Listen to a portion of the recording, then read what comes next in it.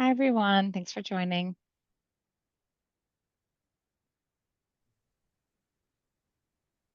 Great. It looks like we have a few folks who are still getting their audio connected.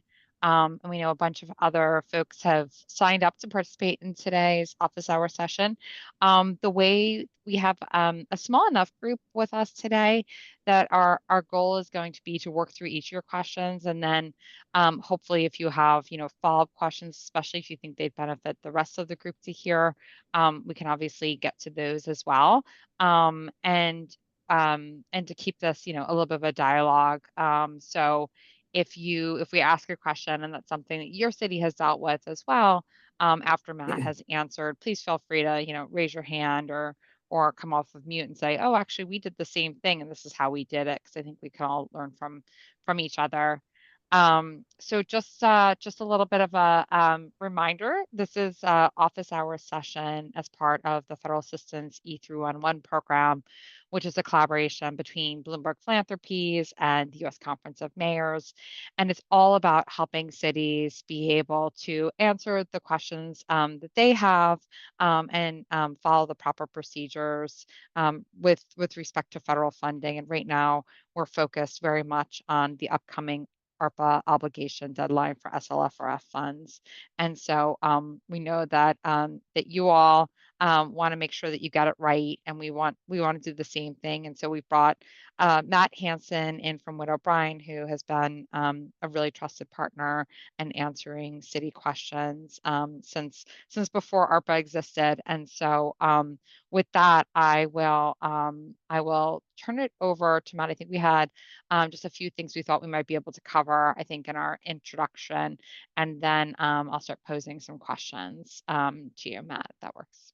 Sure, I appreciate it. Appreciate the opportunity and everybody spending time before the winter holidays kick in. I know it's a busy time for everybody. So just a couple things to start off with. Again, this is a document deadline, a documentation deadline, and not a reporting deadline. So what needs to be done by 12/31/24 is you all have documentation in your files that an obligation has occurred.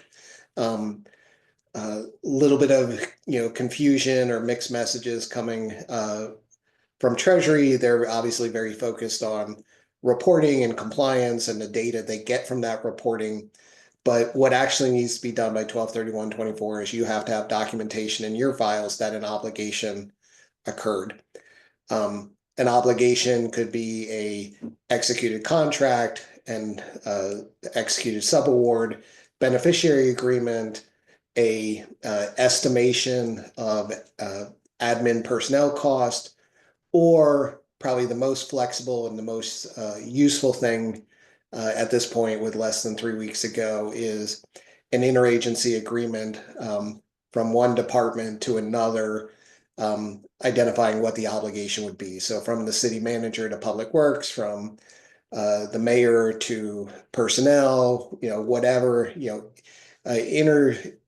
inside your city, saying that X amount of money will be used for this purpose, and having that in your files by 12/31/24. So a lot of questions about reporting, and certainly we'll have time to cover those in the coming months. But right now, the focus really needs to be on documenting obligations in your files.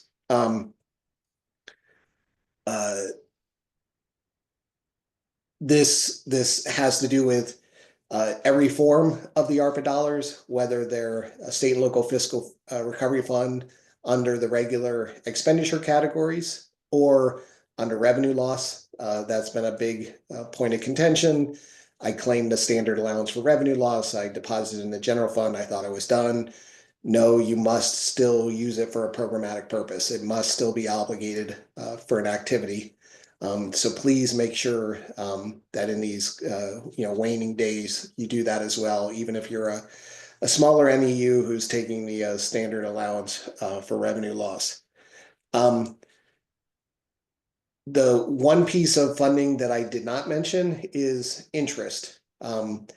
Any interest you have accrued with your state and local fiscal recovery funds is not considered program income, is not covered by the Cash Management Improvement Act.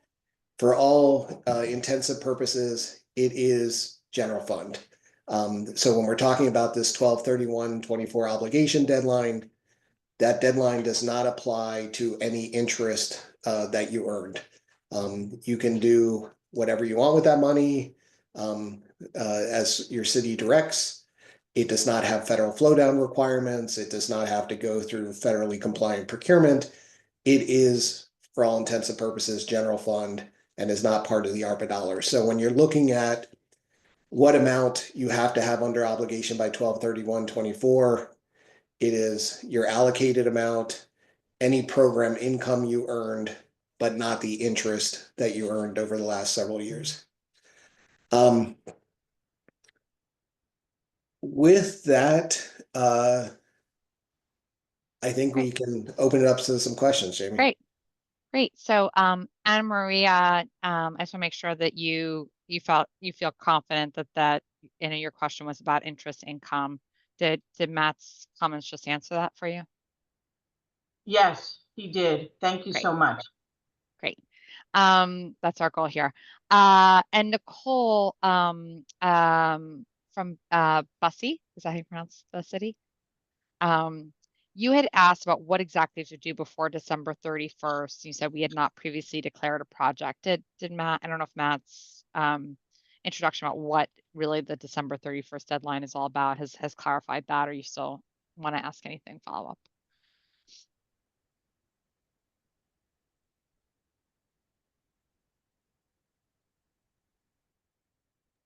It looks like Nicole's typing. You can also, Okay. you should be able to take yourself off mute if you want to comment directly.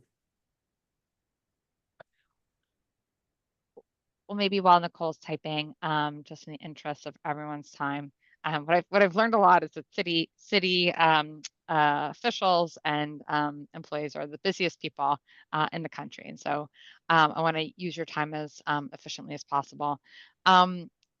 John, okay, so the next question we will ask is from Mayor Hart of Waterloo, Iowa. You said that you have $2 million left.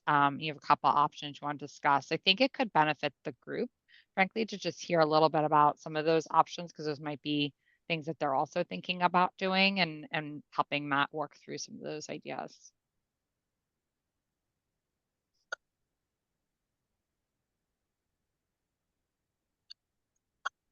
Mayor Hart, are you there?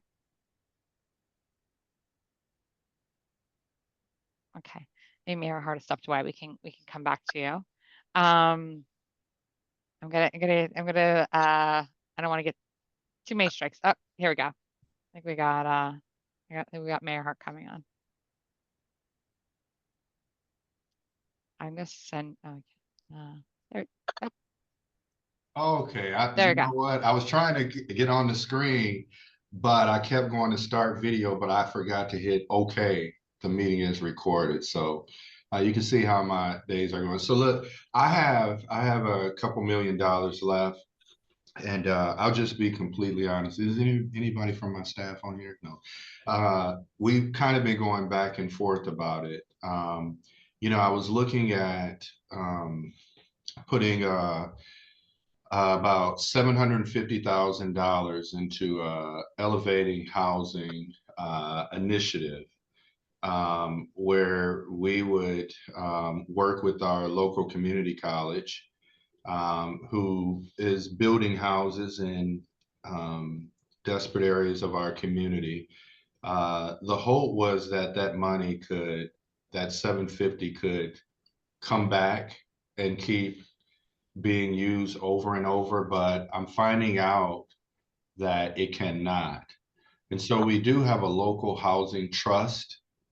And I was wondering, could we work with our housing trust, which is a separate entity, I don't control that, and put $750,000 in there, and they partner with the community college. And after the house is built, could that money come back to the housing trust for continuation of housing related activities? I was also looking at which I don't think I can do, was that the city would also purchase older houses, put some money in blight and demolition, and the city would purchase houses, older houses, fix them up, and then sell them back to first home buyers in selected targeted neighborhoods. And that money would continue to, if it is buying and selling a house, it continues to spin over in that area. That was the second. And then third, we wanted to take about $250,000 and hire two housing inspectors, because we've seen significant amounts of problems just even getting caught up on our housing inspections.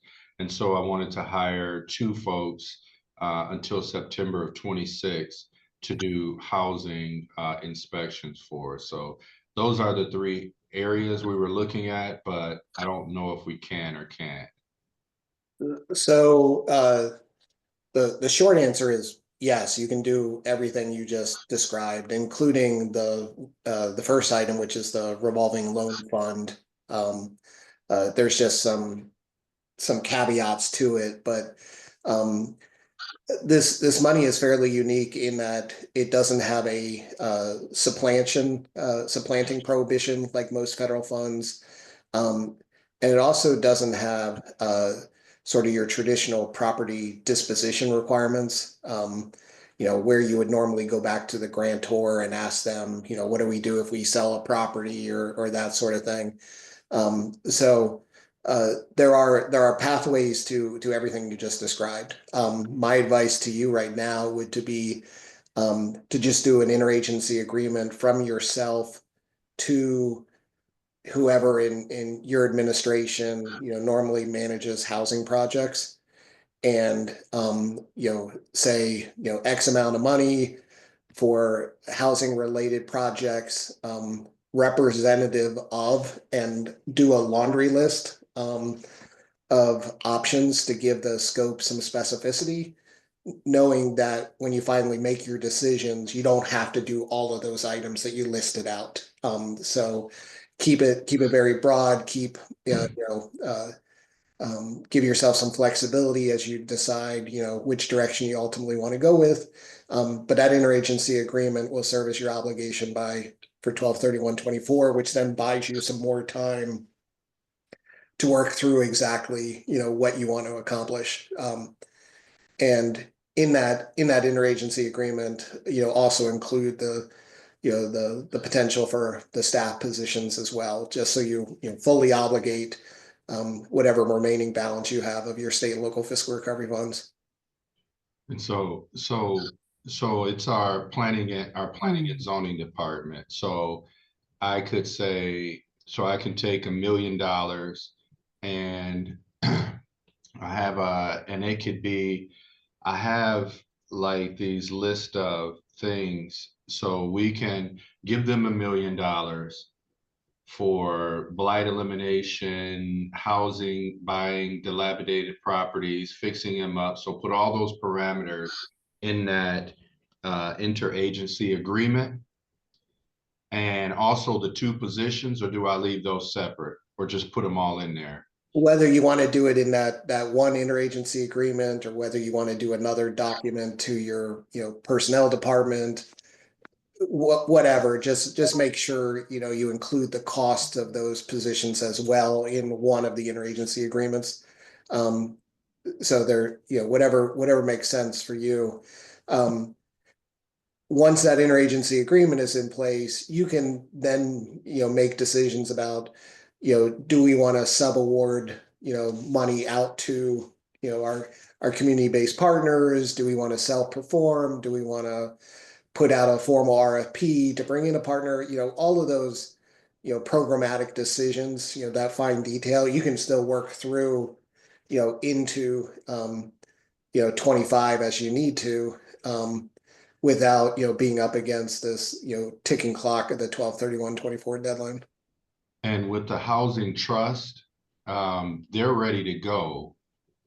Am I able to, I think you need another, a MOU for that, but if the housing trust is ready to go for the other half, or you're saying, should I designate it all of the money to our planning and zoning with some specific parameters about money going to the housing trust as well? At this point in time, I would do it all in the interagency agreement. If you can then act on pieces of it and get a subaward agreement with the housing trust or a contract with the housing trust, whatever the appropriate relationship type is by 12/31/24, that's great. But the interagency agreement would have you covered in case you run into, legal going back and forth with red lines or people not being around for the holidays to sign it or whatever the case might be. Just that IAA, provides the, the documentation that you need to meet the end of the year requirement. And Matt, just to be clear, the interagency agreement would need to be signed by the mayor and or another executive office, and I assume in this instance, the director of the planning department. Is it? Yeah, it's whoever has signing authority, so city manager, mayor, and then it seems a little ridiculous, I understand, but the department head who's receiving on the receiving end of the MOU would countersign the document for it to be an executed interagency agreement. But unless there's a local standard, it's not like a contract with a vendor that might have to go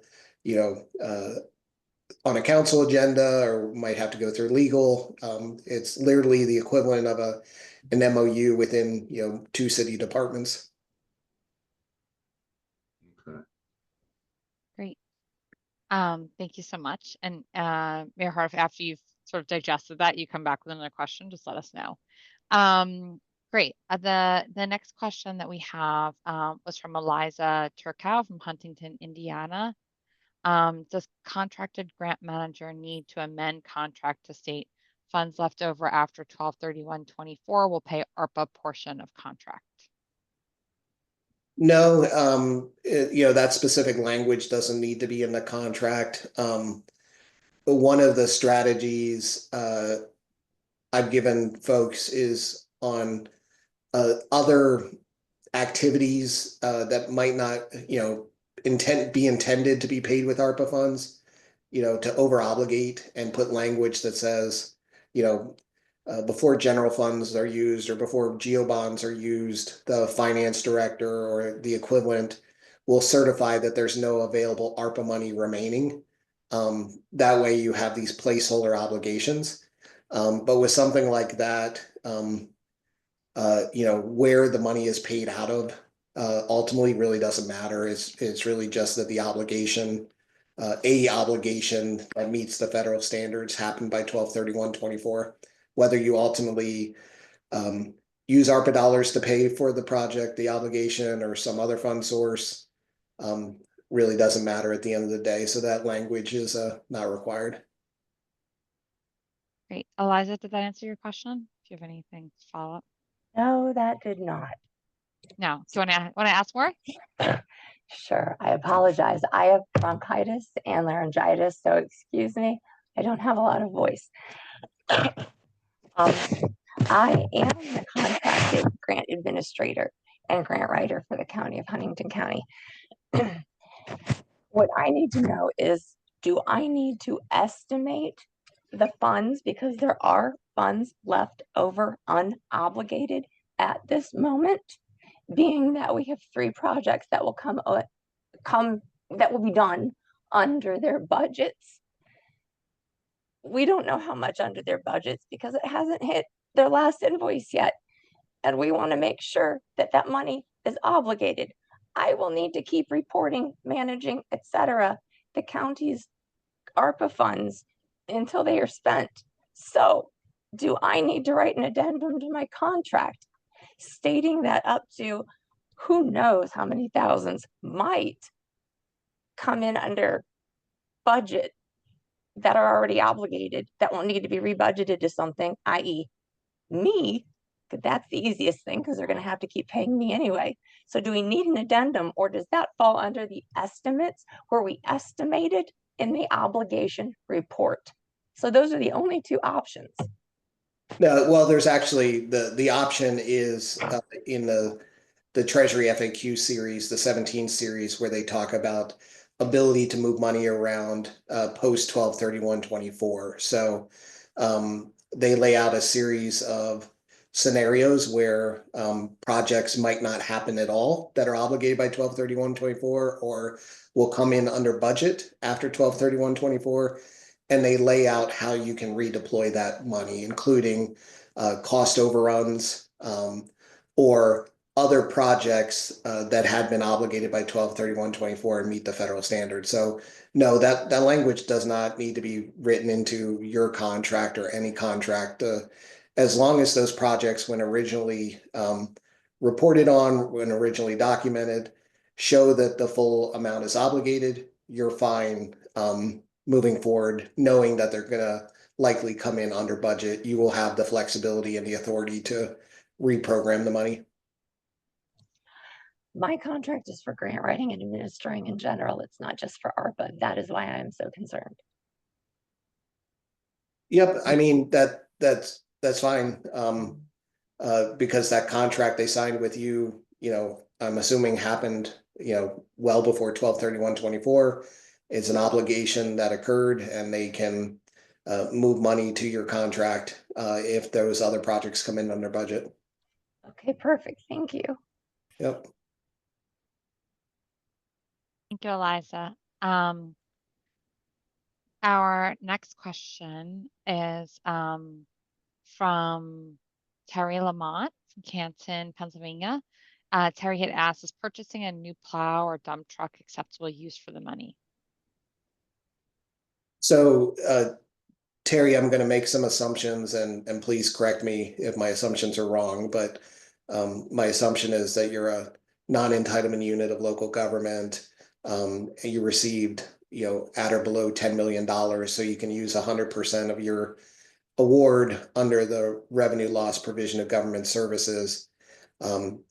All that being true, then yes, 100%, acquisition of vehicles or equipment is something that local governments do, routinely. It would fall within that provision of government services, and you can use ARPA revenue loss funding. Even outside of revenue loss funding, we've seen the argument made that plows and dump trucks are part of a city's emergency response, especially in winter climates, where they're necessary for first responders, ambulances, fire trucks, the provision of public health services. So the short answer is yes, it's absolutely an allowable expense. The little bit longer answer is if it's not under revenue loss, there's some documentation you would have to do to justify the expense. But under revenue loss provision of government services, all is good, and a contract for a vehicle would meet your obligation. If you don't have that contract in place right now, then an interagency agreement stating that you will use the fund to acquire the vehicle would serve as your obligation. Great. Did that answer your question, Terry? I'm guessing yes. Okay, we're going to go on to Gregory Donovan from Webster Grove, Missouri. Sorry. What level of detail is required to constitute an obligation, and what level of detail will be reported in April? So what level of detail to constitute an obligation? I think we've talked about some of this. If it's prospective, we're talking about an interagency agreement, signed contract, signed subaward, signed beneficiary agreement, or documentation of the estimation approach needed for personnel expense. If it's obligations that already happened, it's all of those same things, as well as things like payroll reports. If the money was used for salaries, the when the payroll hits. That was when both the obligation and the expenditure happened. But just having those documents in your files, the procurement, it could be a PO, it could be a contract, it could be, order confirmation, does not have to be, very involved. As far as what level of detail will need to be reported in April, if it's under revenue loss, you're just reporting one project under expenditure category 6.1, and you're reporting obligations to date, obligations for the period, expenditures to date, expenditures to period, and that's it. If it's obligations that occurred outside of revenue loss, then you're adding one more layer of information, which is about the subrecipients or contractors or whoever received the money, and it's demographic information, is who they are. But you're not uploading copies of contracts or anything else. It's just responding to the data elements that are in the Treasury reporting portal. Okay. This had been handled by someone previous to me, and he had reported that the project was revenue loss because we're under the 10 million, and our auditors were doing a single audit, and they kind of balked at it because he just put in the project description, project provides revenue replacement funds from ARPA to fund personnel services, material and supplies, and contractual services that would have been eliminated or curtailed due to revenue loss during the pandemic. That was all he put, no other level of detail. And my concern was on that second question, is that going to be sufficient for the Treasury? But if we do get audited, to the first question, like, do I just say, here, we bought a fire truck, this is the purchase order, and that's good to go? I mean, yeah, absolutely. So the firm doing your signal audit should not be looking at your Treasury reporting data to determine obligation, expenses, that sort of thing. If they're looking at the data in the Treasury reporting portal, the only thing they're really testing is your compliance with the reporting guidance issued by Treasury. If they're looking at, did you meet the obligation standard? Did you meet the expenditure standard? Were projects allowable? And down the road when, the Treasury OIG or the PRAC or somebody else comes in, then yes, they're looking, that copy of that contract or purchase order for the fire truck. They're looking for those hard copy materials in your files and not looking at the reporting data at all. There are two schools of thought with reporting under revenue loss provision of government services. The one school of thought is they provided this administrative easy button, one project, your total revenue loss, a high level description like you just read off, call it good. The other school of thought is to list out each of the projects as their own separate 6.1 project. So there'd be 6.1 purchase of a fire truck, 6.1 da da da da.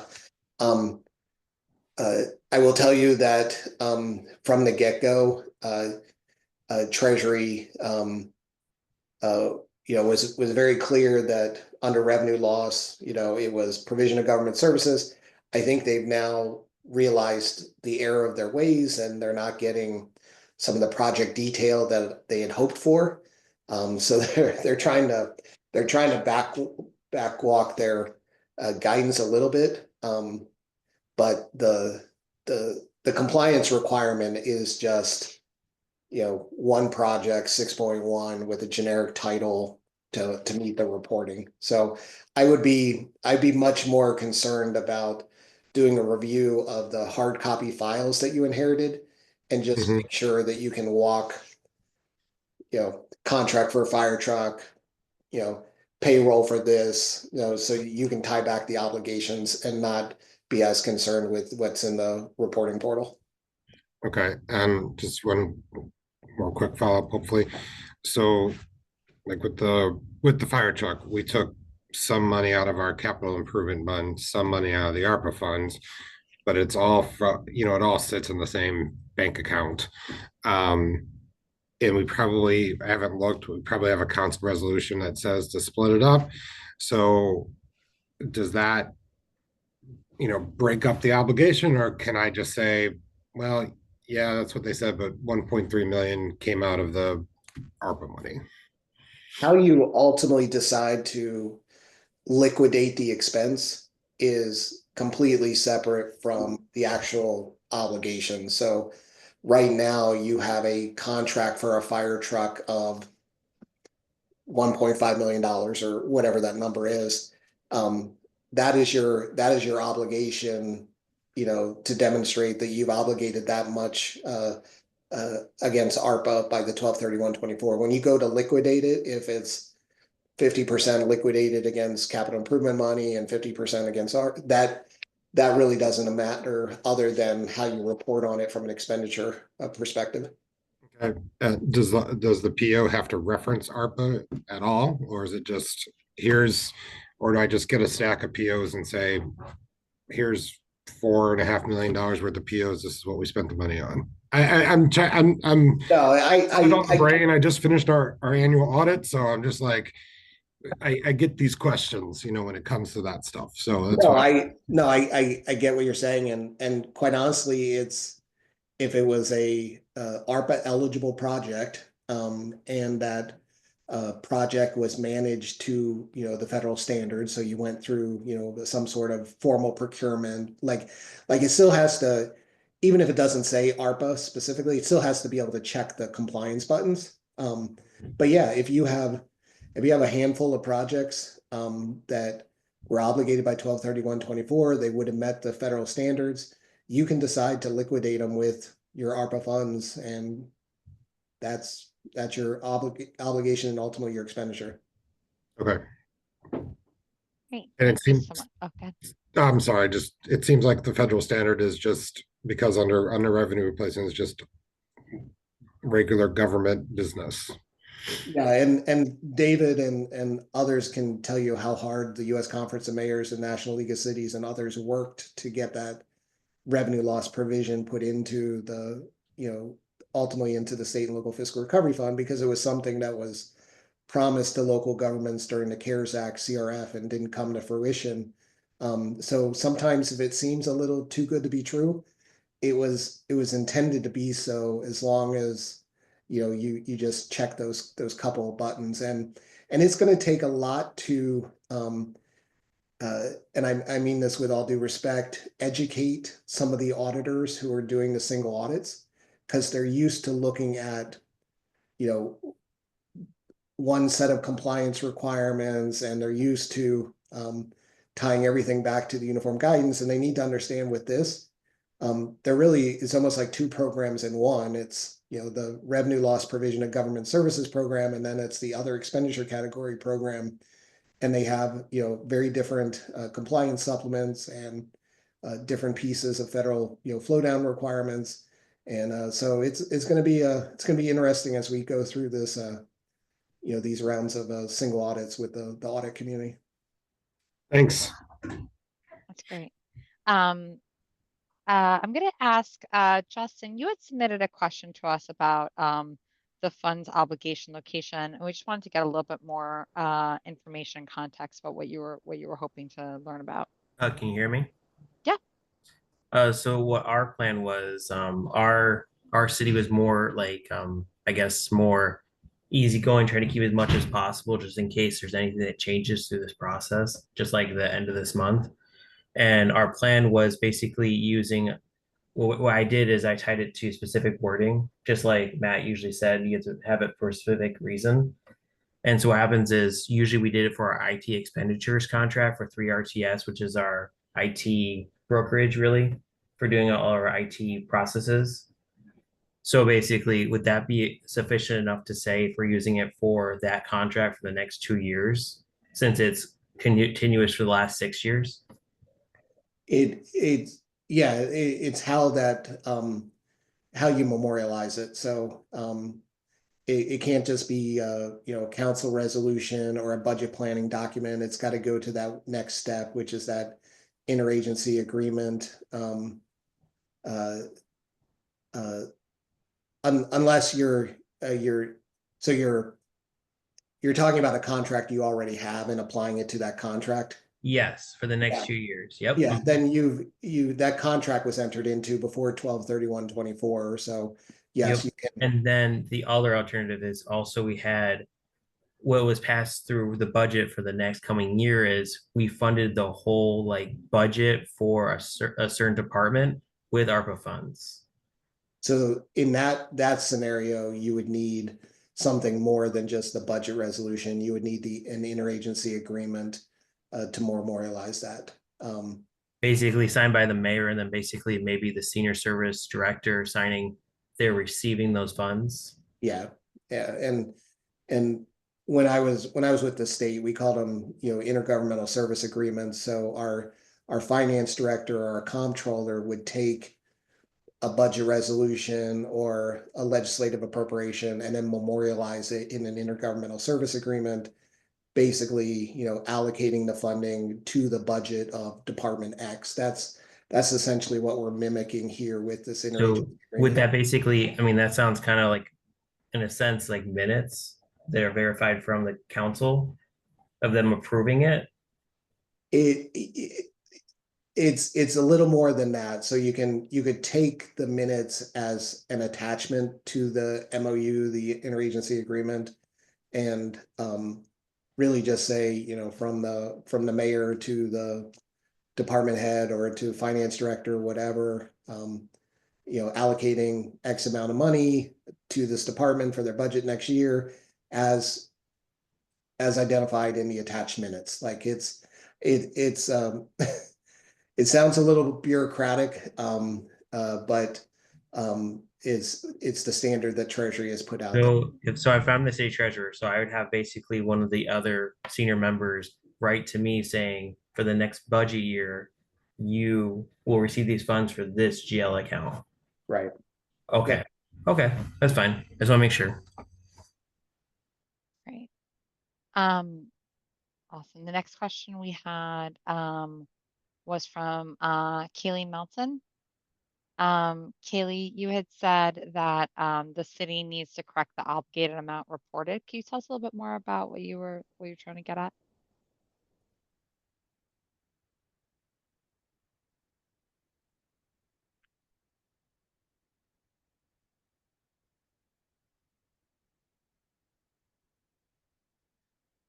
So while she's trying to get on, Yeah, maybe we'll skip one just in case she's well, on the way. I think I know Yeah.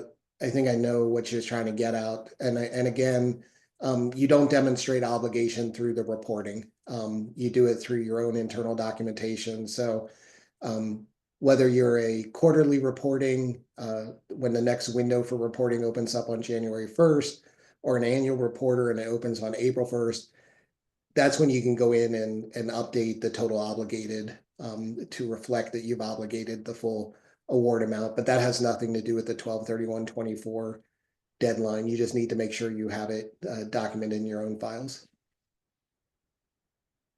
Great. And I think okay. yeah, Kaylee, that's those are the nasty grams going out from Treasury. You just need to make sure that you have documentation in your files showing obligation of the 542/135/27 by 12/31/24. Again, whether that's interagency agreements, subrecipient beneficiary contract, or payroll records. And the next time the Treasury reporting portal opens up, you can officially, and I'm sorry, you'll continue to get the nasty grams from Treasury. But it's what you have in your own files that matters at the end of the day. And I'll just say I spoke with many of the Treasury folks who are administering this program, and they know that it's pretty convoluted that the reporting dates and the deadlines don't match up, right? So that you can't go into the system and do that now, which would make a lot more sense, I think, in people's minds. But unfortunately, that's the system that they have. And so, as Matt said, just making sure that you have it in your files and then that you add it into the reporting when that opens back up.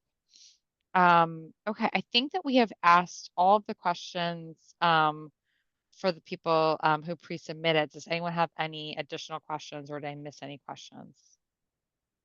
I know, Terry, I think you asked a follow-up in the chat here about the snowplow dump truck. So I don't know if Matt, if you've gotten a chance to take a look at that, you want me to read it aloud?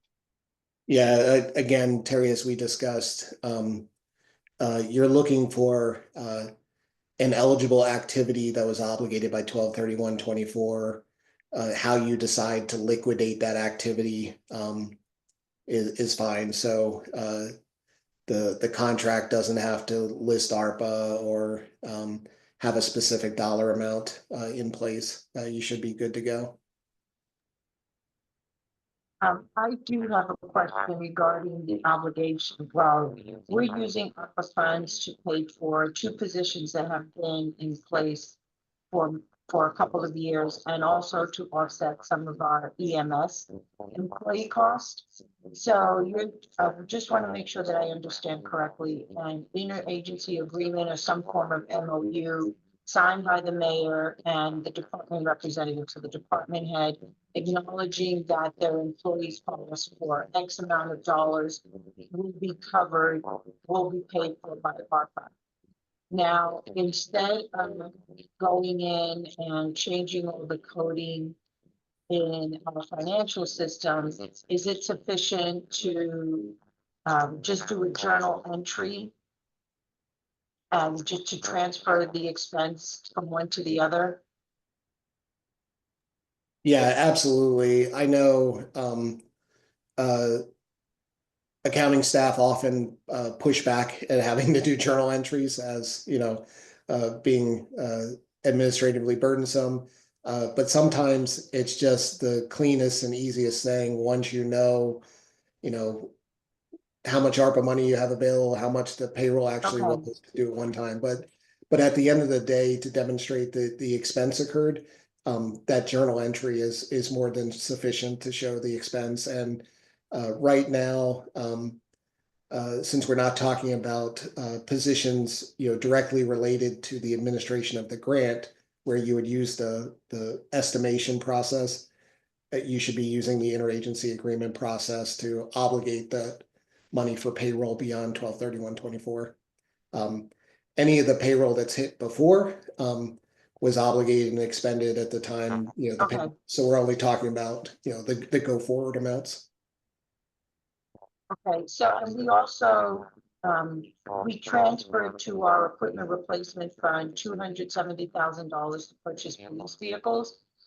If the cost comes less than $270,000, I don't foresee it, but if it does, that the residual dollars that are left, I can use in another fashion. Is that what I'm hearing? Yeah, and so if you originally intended the ARPA dollars to cover the cost of 2 vehicles, but you were actually buying 3 or 4, you can use additional ARPA money to cover that. If there is outfitting of that equipment, light bars and all the stuff that goes to the cruisers, you can cover that. But even if you've exhausted all those options, then you can move the money to other projects that were obligated by the 12/31/24 deadline and meet the standards. So even if there's additional payroll expenses related to those Okay. positions or whatever else, you could move it to that as well. Okay, that was gonna be my question, because I added to the payroll. Okay. Yeah, you could add it to the payroll, and that's the 17.19 FAQ that Jamie posted, where it talks about what are your remedies to move money around after 12/31/24. But moving it to those payroll expenses is a nice, clean and simple, place to put the money.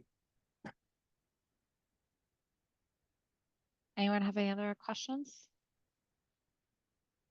Okay, we know that as you sort of work through these things, additional questions might come up. So do always feel free to reach out to us, and we can figure out a way to get you the information you need, particularly in advance of the upcoming deadline.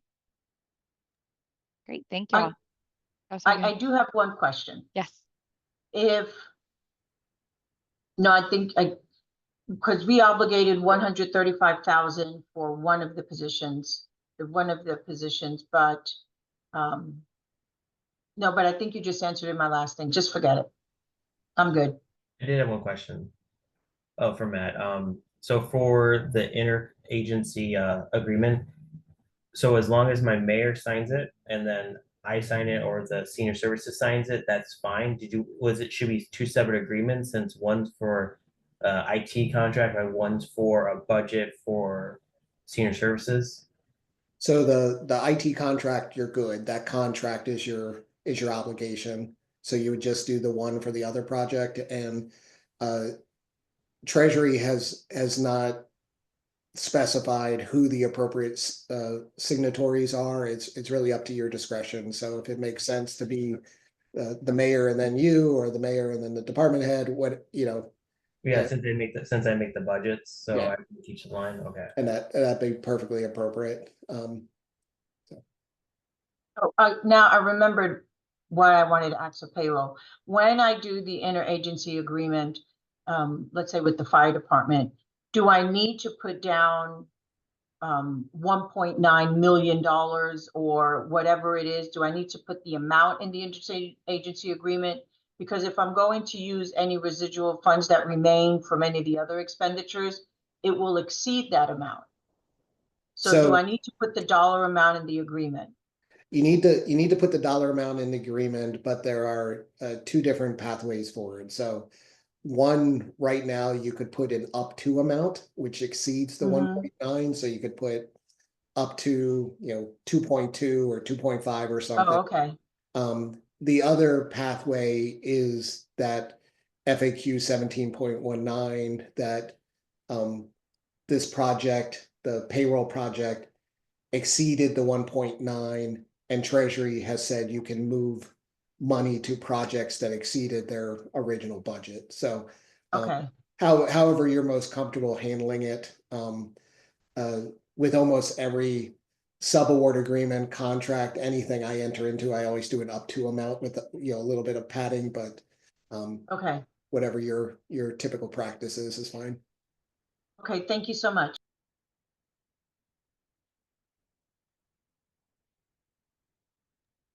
Question in the chat, Matt, from Nicole.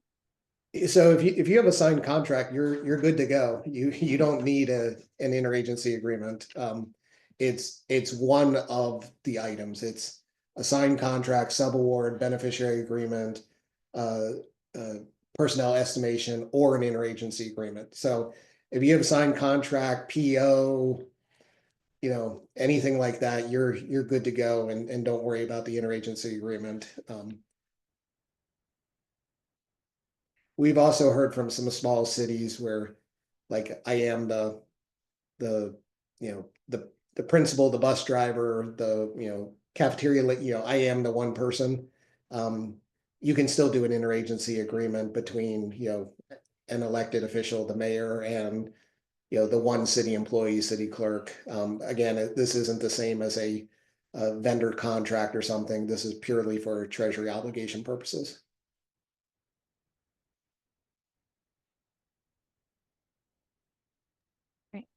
Thank you all so much. Like I said, please do reach out if you have any other questions. And thank you so much to Matt and to Eliza for putting this together. Really appreciate you jumping so quickly after our last webinar to make this happen.